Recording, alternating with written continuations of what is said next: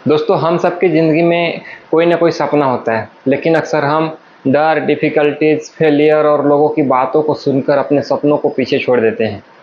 आज हम आपको बताने जा रहे हैं पॉल सिलो की एक फ़ेमस बुक है द अल्केमिस्ट के बारे में। इस बुक में एक साधारण से लड़के की कहानी है जो अपने सपनों को पूरा करने के लिए निकलता है और इस जर्नी में वो सीखता है कि अगर आप किसी चीज़ को शिद्दत से चाहते हैं तो उसे मिलाने के लिए पूरी ब्रह्मांड लग जाती है। मतलब आप अगर किसी चीज़ को शिद्दत से चाहते हैं तो पूरी यूनिवर्स आपकी मदद करने लग जाता है। तो सिंटियानो नाम के एक चरवाहे की कहानी है। वो स्पेन के एक छोटे से गांव में भेड़ चराता था। उसकी ज़िंदगी मस्त चल रही थी, भेड़ों के साथ घूमना, किताबें पढ़ना और खुले आसमान के नीचे सो जाया करना। लेकिन उसके मन में हमेशा एक ख्वाहिश रहती थी कि उसको दुनिया घूमना है, नए नए जगह पर जाना है, नए नए चीज़ों को सीखना है।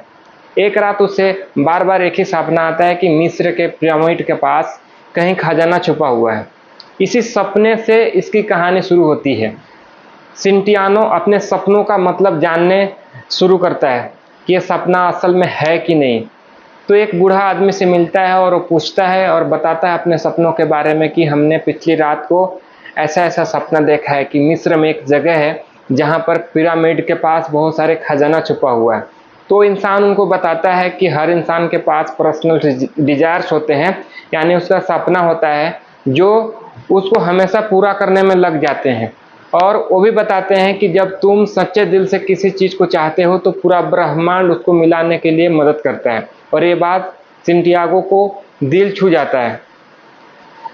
फिर आगे सिंटियागो सब अपने भेड़ को बेच देता है और मिस्र की तरफ जो सपना देखा था वो खजाना को पाने के लिए अपना सफ़र शुरू कर देता है।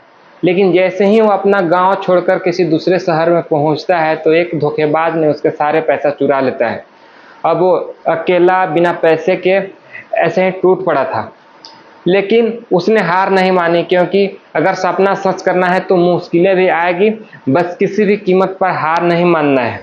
फिर उसने एक क्रिस्टल्स बेचने वाले व्यापारी के दुकान में काम करना शुरू कर दिया। वहाँ पर वो खूब मेहनत किया और ईमानदारी से काम करता था और धीरे धीरे दुकानदार को भी फायदा होने लगा और उसको भी उसके बदले में पैसे मिलने लगा। फिर उसको एहसास हो गया कि धैर्य और मेहनत से हालात बिल्कुल बदल सकता है और वो यहाँ साल भर मेहनत करता है, पैसे जोड़ता है और फिर दोबारा वो मिस्र की तरफ जो अपने सपना देखा था उसके पीछे चल दिया। सफ़र और मुश्किल हो जाता है क्योंकि आगे अब रेगिस्तान की गर्मी मिलती है, साथ ही खतरनाक डाकू वाला इलाका मिलता है। जैसे वहाँ पर युद्ध जैसा माहौल था, वहाँ पे सब कुछ ठीक नहीं चल रहा था। लेकिन इसी सफ़र में उसकी मुलाकात होती है एक रहस्यमय इंसान से जो मिट्टी को भी सोना बना सकता था।